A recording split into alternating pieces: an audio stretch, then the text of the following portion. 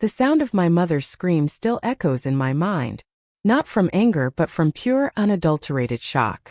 Because at my grandfather's will reading, after my parents had casually handed my sister $10 million and told me to go earn my own, a secret was unveiled that changed absolutely everything. It was a warm September afternoon in Austin when I pulled up to the old ranch house. The wind chimes on the porch clinked faintly, a sound that once promised safety and summer afternoons filled with laughter. Now it felt hollow, a ghost of what it used to be. I hadn't been here in over a year, not by choice, but because I'd been told there was no one left to visit. When the front door creaked open, I wasn't met with a hug, but with a voice as cold as the rusted screen door it came through. "So you finally decided to show up?" Grandma said, her eyes sharp, arms crossed. I froze. Her words stung more than I expected, a bitter welcome. "Grandma, what's going on?" I asked, stepping closer. "They told me you were in a nursing home, that you and Grandpa." She cut me off, raising one trembling hand. That single gesture felt like a slap. "Your grandfather called your name Elena," she said, her voice laced with pain. "Over and over on his deathbed. He kept asking for you, his little scientist. But you never answered. You never visited." My breath caught in my throat, a suffocating knot. "That's not true," I whispered, my voice shaking. "Please, let me see the number he was calling." She hesitated, then disappeared into the house. When she returned, she held a small notepad, worn and curled at the corners. I recognized Grandpa's handwriting instantly, but the number on the page wasn't mine. Not even close. "This isn't my number," I breathed, my heart sinking. "I've had the same one since high school." Her brows furrowed, confusion clouding her eyes. "They told us you changed it when you went off to college," she said, her voice softer now, laced with betrayal. "Said you didn't want to be bothered. That you wanted space? That you were ashamed of us."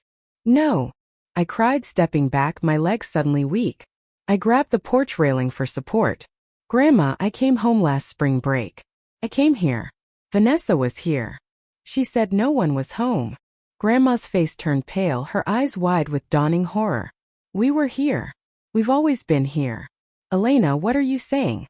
"They lied to me," I said, anger rising in my chest like a tidal wave. "They told me you and Grandpa had been moved to a care facility out in Cedar Ridge.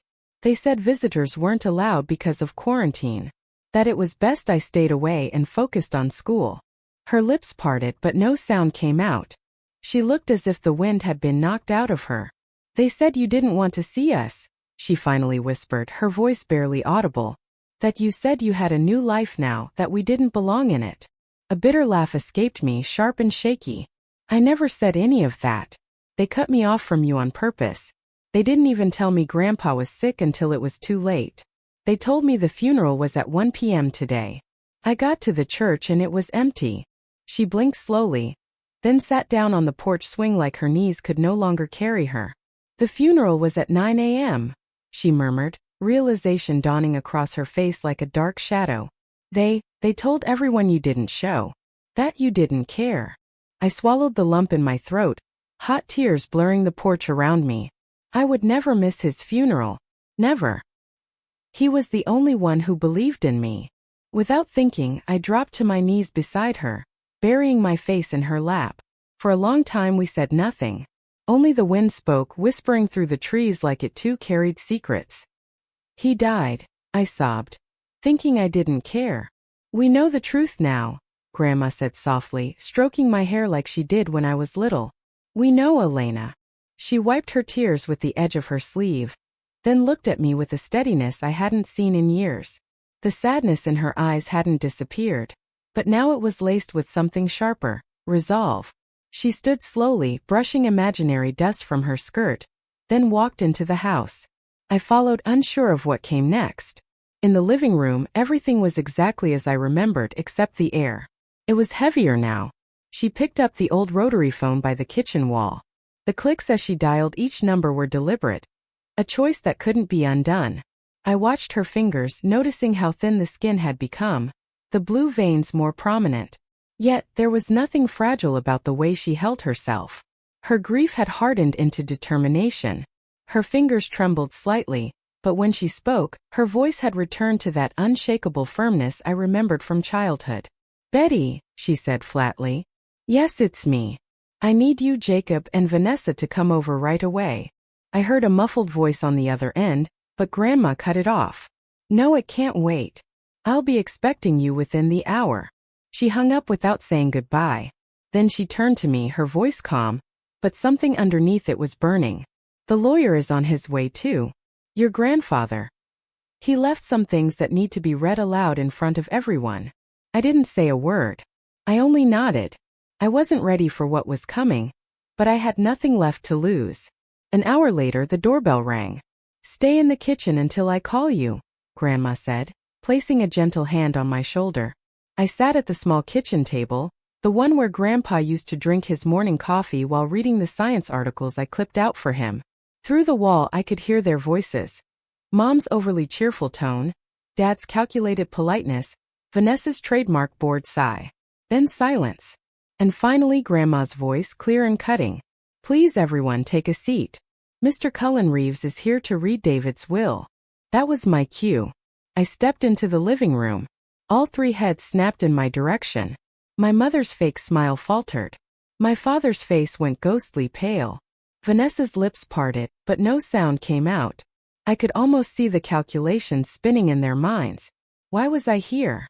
Why had Grandma invited them under false pretenses? The living room felt smaller than I remembered. The faded floral sofa where my grandmother now sat. The armchair where my father perched uncomfortably. The antique coffee table with water rings from decades of iced tea glasses. It all seemed to shrink in the presence of what was about to unfold. The air was thick with unspoken accusations, with secrets about to surface. Mr. Reeves opened his briefcase slowly and pulled out a thick envelope. The kind that didn't just contain legal instructions but secrets too. He cleared his throat. I, Walter Dawson, being of sound mind and clear intention, declare this to be my last will and testament. The room went utterly still. Mr. Reeves continued reading. To my beloved wife Helen Dawson, I leave our family home and a lifelong financial provision for her care and comfort. Grandma's expression didn't change. She already knew. To my granddaughter Elena Dawson, I leave the newly constructed research facility at 482 Pine Ridge Lane, including all laboratory equipment, intellectual property rights to any ongoing projects under my sponsorship, and the funds required for continued development and staffing. The room cracked. It was subtle at first. A sharp inhale from Dad, the twitch of Mom's eye. But it was Vanessa who broke the silence. You've got to be kidding me. Her voice shook with fury. You gave her the lab? The whole damn facility. Mr. Reeves didn't flinch. And finally, the remainder of my estate, accounts, assets, and investments, shall be divided equally between my two granddaughters Elena and Vanessa Dawson. The silence that followed was loud, suffocating. Vanessa stood up so fast her chair screeched against the wooden floor. Her face was red.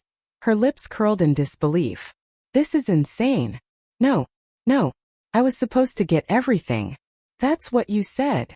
She turned on her parents, voice cracking with rage. You promised. You told me if I visited him, acted like the good granddaughter, played along, everything would be mine. I stared at her, frozen. They'd made her act, lie, manipulate a dying man for money, and she'd done it willingly. By the way, if you're still with me, make sure to hit subscribe. More unbelievable stories like this are coming. But Grandma wasn't done. There's more, she said coldly, reaching into the drawer beside her and pulling out a folded letter. Her hand shook as she passed it to Mr. Reeves. Walter wanted this read too. Mr. Reeves unfolded the letter slowly, careful not to tear the brittle edges. The paper had yellowed slightly, but Grandpa's handwriting remained bold and firm, as if he had written every word with unwavering clarity. He cleared his throat before reading aloud. To my dearest Elena, if this letter is being read, it means I'm no longer by your side. And though that thought breaks my heart, I hope these words carry some of the love I couldn't show you enough in life. You were always different. Not in a way that needed fixing, but in a way that made the world richer. While others chased noise, you searched for truth. While they performed, you observed. You were my little scientist, my pride, my legacy. A sharp breath caught in my throat. I could already feel my mother's stare burning into me, but I didn't look away.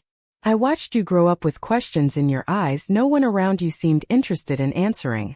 I saw the way you clutched your little notebook at 7 years old, recording how long it took rain to fill a glass jar. I saw how your joy dimmed every time your mother brushed you off, every time your father changed the subject. And I watched helplessly as your brilliance made them uncomfortable, because they could not understand it, and worse, because they never tried. Vanessa shifted in her seat. Mom crossed her arms. Dad looked away. Vanessa was always louder, easier to praise, more comfortable for them to parent. And so they poured everything into her. Attention, affection, money. I don't blame her entirely for the way things unfolded. She played the part they wrote for her. But you, Elena, you built your own script. That took courage I admired more than you ever knew. A tear slipped down my cheek. Grandma reached for my hand, gently squeezing it. I remember once, after you won your first regional science competition, your parents didn't even come. They were at Vanessa's dress rehearsal. You came to the porch afterward, holding the trophy in both hands, unsure of whether to be proud or ashamed.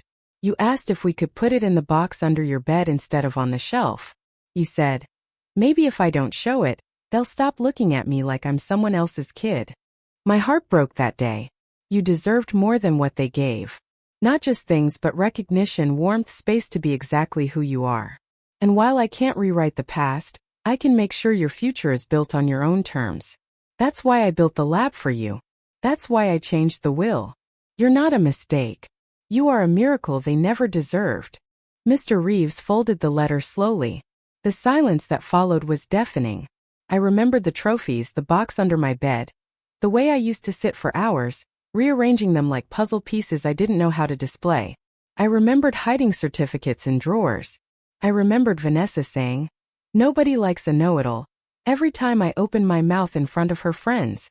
And I remembered doing her homework for her. "You're just better at this stuff," she used to say, dropping her books in front of me without even asking. "Vanessa, that's cheating," I had told her once. "Elena, help your sister," Mom had snapped from the hallway. Family helps family. But it was never help. It was control. There was a pattern. Vanessa demanded, my parents enabled, and I complied because I thought maybe if I was useful I'd be loved. Sometimes I'd hear them talking when they thought I was asleep. "I just don't get where she gets it from," Mom would whisper. "She's not like us," Dad would say, almost amused. "Maybe we brought home the wrong baby." They'd laugh. I never did. I stared down at my hands now. Older, steadier, stronger than the ones that used to grip a magnifying glass in the backyard, trying to catch sunlight in a jar. Grandpa had seen me. He'd always seen me. And now he'd made sure the rest of the world had to as well. I was always the quiet one, the one who stayed behind while the rest of the family moved like a polished unit. Vanessa always in the spotlight, my parents orbiting her like planets to a sun. I didn't need their attention, I told myself. Not really. But even lies grow heavy when you carry them long enough. While Vanessa danced on stage in glittering costumes, I sat in the back row of the auditorium, holding my breath every time Mom stood to applaud. She never clapped like that for me. I don't even think she knew when my science fair was. I remember one birthday, I must have been 10, Grandma and Grandpa had driven down from the ranch. Grandpa gave me a microscope kit, wrapped in newspaper with a bow made from twine. I was ecstatic. Vanessa rolled her eyes. "Of course she'd want a box of germs," she muttered. Mom laughed. "Well, that's our Elena. Always the little oddball." That night I set up the microscope on the kitchen counter, too excited to wait. I'd prepared slides of pond water, bits of onion skin, flower petals, anything I could get my hands on. But just as I leaned in to focus the lens, Mom's voice cut through the hallway like a blade. "Elena, clean that up. Vanessa's friends are coming over. I don't want your science mess out." She didn't even look at me when she said it. That was the pattern. Vanessa had people. She had parties, celebrations, the kind of family photos where everyone was smiling. I had books, quiet, a world I built out of pages and formulas because the real one had no room for me. Even when I achieved things, scholarships, awards, invitations to summer research camps, my parents treated them like chores. "I have to fill out more paperwork." "Can't you skip this one? We already did the last camp." "What about Vanessa's trip to Miami? We can't be everywhere." They didn't realize those were the only things keeping me afloat. Recognition from strangers meant more than silence from my own blood. And it wasn't just neglect. Sometimes it felt like resentment, like my very existence complicated the story they wanted to tell about our family. At school, I overheard my mom talking to another parent once. Elena? Oh, she's our little genius, she said with a smile that didn't reach her eyes. A bit intense sometimes, but we're trying to help her be more normal. I remember retreating to the bathroom and locking the stall, gripping the edge of the toilet tank to keep from shaking. Even in moments when I tried to reach them, when I got into the gifted program, when I was accepted early to university, they responded with fear, not pride. Are you sure you're ready for that? You'll be so far away. Don't rush through life, Elena. It's okay to be ordinary. But I wasn't ordinary. I never had been. And Grandpa knew. He was the only one who didn't try to make me smaller. He once found me crying behind the barn after Vanessa had told me I'd never be pretty enough to matter. I must have been 12. He didn't ask what happened. He just handed me a pocket-sized notebook and said, "Write the things they don't understand. One day the world will." That notebook stayed with me through high school, through every failed experiment, every lonely lunch, every invisible birthday. It was my anchor, my armor. Now, sitting in this living room with that same family across from me, pretending I didn't deserve any of this, pretending I was the selfish one, I felt the full weight of those years settle around me like armor reforged. They had spent a lifetime trying to dim my light. But Grandpa built me a space where I could shine without apology. And now they had no choice but to watch. The silence after the letter was read didn't last long. Vanessa shot up from her chair, her face a flush of rage and disbelief. Her voice cracked as she spat the words. "This is ridiculous. Why should she get anything? She wasn't even there. She disappeared for years and suddenly she walks in and takes half of everything. The lab, the money." Her eyes darted to Mom and Dad. "You said it was mine. You promised." My mother's face was blank, unreadable. But her fingers twisted in her lap like she was trying to wring water from air. "We had an understanding," Vanessa continued, her voice rising with every word. "I did what you asked. I played the role. I visited him when you told me to. I said all the right things. I was the perfect granddaughter." Her voice cracked. "You made me beg a dying man for his favor." That sentence hung in the air like smoke after a gunshot. Even Grandma blinked. "And now I'm supposed to just share?" Vanessa let out a dry, bitter laugh. I looked up slowly, meeting her eyes for the first time since I entered the room. I had no anger left, no fear, just clarity. "You didn't visit him because you cared," I said quietly, my voice steady. "You visited because you were told there'd be a reward." Vanessa froze. "You never spent hours with him talking about books or experiments or his garden," I continued, my voice calm. "You never sat by his hospital bed unless someone told you to. I may have been locked out by lies, but at least I was honest about how I loved him." "Enough," Mom snapped, standing abruptly. "This is not the time to lecture your sister, Elena. You don't understand the pressure we've all been under." "Pressure?" I repeated, nearly laughing. "You mean the pressure of hiding the truth? Of isolating me from the only people who supported me?" Dad stood, straightening his shirt collar like he was preparing for a boardroom meeting. "Elena, let's be reasonable," he said smoothly. "Think about what you're doing. You've already had your education fully paid for. All those science camps, the competitions, the international travel. Do you know how much that cost us?" The room tilted. My breath caught, then steadied. "You didn't pay for any of that," I said, my voice low but sharp. "Grandma and Grandpa did. Every application fee, every plane ticket, every piece of lab equipment. It was all them, not you." Dad opened his mouth, but I cut him off. "You made it clear from the start I wasn't your priority. You made that very clear." "That's not the point," Mom snapped. "Family means sacrifice. Vanessa needs this more than you. If you want to honor your grandfather's memory, you'll sign over your share." Grandma stood now, slowly. Her hands trembled, but her voice did not. "How dare you?" she said, her voice so sharp the air seemed to thin. "How dare you stand here in the house my husband built and speak of sacrifice?" Mom blinked. "Helen, no. You deceived him, manipulated him. You lied to his face while he was dying.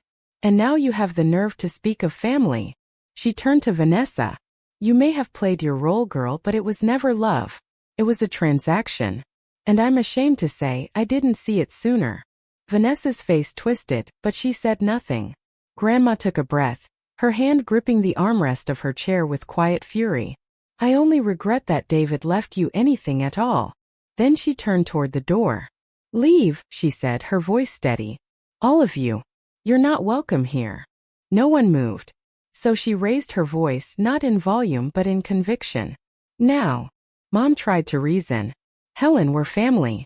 Not anymore, she said. Vanessa stormed out first, her heels clacking like gunshots on the wooden floor. My parents followed, muttering something about legal challenges and reconsideration. But they left. And for the first time in my life, they couldn't take anything with them. The house fell into silence again. A quieter silence, not sharp, just free. As the door closed behind them, I felt something shift inside me. Not just relief, but a strange new emptiness that wasn't entirely unpleasant. It was the absence of something I'd carried for too long. The desperate need for their approval, the weight of their expectations, the constant disappointment. Without it, I felt lighter. Grandma and I stood in the hallway, listening to the car doors slam, the engine start, the tires crunch on gravel as they drove away. What now? I asked, my voice sounding unfamiliar in the quiet house. Grandma looked at me, really looked at me, perhaps for the first time since I'd arrived. Now we rebuild, she said simply. Just like Walter would have wanted. That night, I slept in my old room at the ranch. The ceiling still had those glow-in-the-dark stars Grandpa had helped me stick up there when I was 9. I'd mapped out actual constellations, insisting they be accurate. I remembered him standing on a chair, patiently following my instructions while I consulted my astronomy book. Move Orion's belt 2 inches to the left, Grandpa, I'd called out, so serious about it all. In the darkness, those plastic stars still glowed, faint but persistent, like memories that refused to fade, even when everything else changes. It's been 6 years since that day. 6 years since the front door slammed behind my parents and sister, their angry footsteps echoing off the porch like the last remnants of a storm finally blowing out to sea. I haven't spoken to them since. Sometimes their names pop up on my phone, unknown numbers, recycled emails, friend requests through fake accounts, but I delete them all without opening. I don't need to hear their apologies. Not when they're only born of absence. They made their choice and so did I. The lab Grandpa left me, my lab, grew from a private research space into something real, something that mattered. We named it the Walter Dawson Innovation Center. And we didn't just keep his name alive, we honored his faith. We specialize in sustainable agricultural technologies, micro-irrigation systems, adaptive crop genetics, eco-friendly pest management. Things that once lived in the margins of science fairs now make their way into struggling farms across the state. Last month I stood on a stage in San Francisco, accepting a national grant for innovation and climate resilience. I wore a navy blue suit and my mother's silence like armor. The crowd clapped. The spotlight didn't blind me. I looked into it and didn't flinch. And beside the stage, framed under the foundation's logo, was a photo of Walter Dawson smiling in front of a field of sunflowers. The caption read, "For the dreamers who invest in those the world overlooks." Somewhere I think he saw it. The path wasn't always easy. There were nights I doubted everything. Myself, my abilities, whether I could really build something from scratch without falling apart. There were failed experiments, grant applications rejected, moments when the weight of Grandpa's expectations felt too heavy to carry. But each time I faltered, I remembered his words. Write the things they don't understand. One day the world will. And slowly the center grew. First, it was just me and 2 graduate students working out of what was essentially a converted barn with state-of-the-art equipment that seemed almost comically out of place among the wooden beams. Now we have a staff of 27 researchers, 4 departments, partnerships with 3 universities, and field sites in 12 counties across Texas. Tara and Micah, my closest friends since university, now lead departments within the center. We laugh a lot. We still mess up experiments. Still burn popcorn in the break room microwave. But we also change lives not because we're smarter but because someone believed we could. Last spring we hosted our first youth science camp. 15 kids from rural communities, each with that same look I once had, hungry for knowledge, desperate to be seen. One girl, barely 13, with thick glasses and a quiet voice, showed me her notebook filled with observations about native bee populations in her hometown. Her calculations were rough but intuitive. Her questions brilliant in their simplicity. When I told her this, she looked at me with such surprise that I had to turn away to hide my tears. "You actually read it," she said, as if that was the most extraordinary thing I could have done. I knew then that Grandpa's legacy wasn't just about the research or the facility. It was about breaking cycles, about seeing potential where others saw inconvenience. We've expanded the youth program to reach over 150 students annually. Now we call it the Little Scientist Initiative, a name that never fails to make me smile. Each participant receives a leather-bound notebook similar to the one Grandpa gave me behind that barn so many years ago. On the first page we've printed his words. "Write the things they don't understand. One day the world will." Some of our first participants are now entering college with full scholarships to study environmental science and sustainable agriculture. The center itself has grown beyond anything I could have imagined. What started as a modest research facility has expanded to include 5 modern laboratory buildings, 3 greenhouse complexes, and over 60 acres of experimental growing fields. We've partnered with international research organizations from Brazil to Kenya, sharing our innovations with farmers facing the harshest effects of climate change. Last year, our drought-resistant corn variant helped feed an estimated 40,000 people in regions where traditional crops had failed for 3 consecutive seasons. The irony isn't lost on me that the very qualities my family tried to suppress, my methodical thinking, my obsession with details, my preference for quiet observation over performative confidence, are precisely what made this work possible. There's a certain poetic justice in that, I suppose. 3 years after the will reading, I received a letter from a lawyer representing Vanessa. She was requesting permission to visit the center. At first, I thought it was another attempt to challenge the will, but when she arrived, I barely recognized her. Gone was the polished appearance, the practiced smile, the rehearsed charm. She seemed smaller somehow, more authentic in her uncertainty. "I don't expect forgiveness," she said, standing awkwardly in the main lobby, staring at Grandpa's portrait above the reception desk. "I just wanted to see what he built for you, what you've built with it." I gave her the tour, showed her the labs, the greenhouses, the fields where we were testing new irrigation systems. She asked intelligent questions, took genuine interest. When we reached the community garden where local families grow their own food using our methods, she paused. "He always knew who you were," she said quietly. "Even when I didn't, even when I pretended not to. We don't speak often, Vanessa and I. The damage runs too deep for casual reconciliation. But twice a year, she volunteers at our youth science camp. She teaches the kids about presentation skills, how to communicate complex ideas to non-scientific audiences. It's a small bridge, but it's something neither of us thought possible. My parents have made no such overtures. Last I heard, they had moved to Florida after Dad's early retirement from the investment firm. Sometimes I see Mom's name attached to charity galas in social media posts or local newspaper coverage. Dad occasionally appears in business journals offering commentary on market trends. They exist in a world parallel to mine, neither of us crossing the boundary.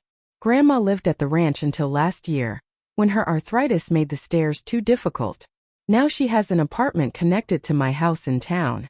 Close enough that I can check on her daily, but separate enough that she maintains her independence.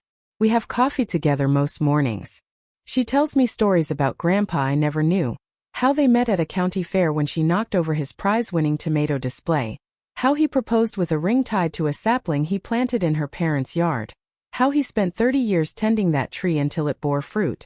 Sometimes I wonder if Vanessa ever thinks about that day. Whether Mom still hosts dinner parties and says, "I have 2 daughters," with a practiced smile. I wonder if Dad still calls himself a man of principle. But most days I don't wonder at all. What occupies my thoughts instead are the projects that line our research calendar for the coming years. The drought-resistant wheat variant that's showing promising results in our test fields. The solar-powered irrigation system we've been perfecting for small-scale farmers. The soil remediation technique that could transform depleted farmland within a single growing season. We've just secured a $25 million grant from the National Science Foundation to expand our research into climate-adaptive agriculture. It's the largest grant in our center's history, And I found myself wishing I could call Grandpa, hear his voice crack with pride when I told him. Instead, I walked the path behind the old ranch house, sat on the wooden bench he built decades ago, and watched the sunset paint the sky in shades of amber and gold. Sometimes I still talk to him there, update him on our progress, share the small victories and frustrating setbacks. Last night, Grandma joined me on that bench. At 87, she moves more slowly now, but her mind remains sharp as ever. We sat in comfortable silence for a while. Then she reached into her cardigan pocket and handed me a small velvet pouch. "I should have given this to you years ago," she said. But somehow it never felt like the right time. Inside was Grandpa's pocket watch, the one he carried every day of his adult life. The silver case was worn smooth from decades of handling. The initials WD engraved on the back nearly faded away. When I opened it, I found something unexpected. A tiny photograph carefully cut to fit inside the lid. It was a picture of me at my first science fair, beaming next to my display on Honeybee Communication. "He carried you with him," Grandma said simply. "Every day. I've placed the watch on my desk at the center where the morning sun catches it just right, sending little circles of light dancing across my research notes. It reminds me that legacy isn't measured in dollars or accolades, but in the quiet certainty that someone believed in you enough to invest in your potential." Our latest research project focuses on something Grandpa always talked about: finding ways to help small family farms survive in an increasingly corporatized agricultural landscape. We've developed a cooperative model that allows independent farmers to share resources, knowledge, and market access without sacrificing their autonomy. The pilot program launched in 3 counties last year, and already we're seeing families who were on the verge of selling their land finding new paths to sustainability. When I walk through those farms now, watching children help their parents implement our irrigation systems or test soil samples using our simplified field kits, I see the future unfolding in real time. I see families staying together, communities remaining intact, knowledge passing from one generation to the next. Not despite change, but because of it. Yesterday, I was rearranging one of the old bookcases in the lab's library, something I hadn't touched in years. Tucked inside a battered copy of The Nature of Things, I found a photograph. I knew the moment I saw the faded edges. It was me, maybe 8 years old, crouched in the grass behind the barn, holding a magnifying glass up to a beetle on a leaf. Grandpa stood beside me, pointing to something in the distance. We were both smiling. On the back of the photo, in his careful, deliberate handwriting, he had written, "My little scientist will change the world someday." I sat there for a long time, holding it like something sacred, because now I know he was right. What about you? Have you ever had someone believe in you when no one else would? And how did that change your path? Tell me your story in the comments below. I really want to know.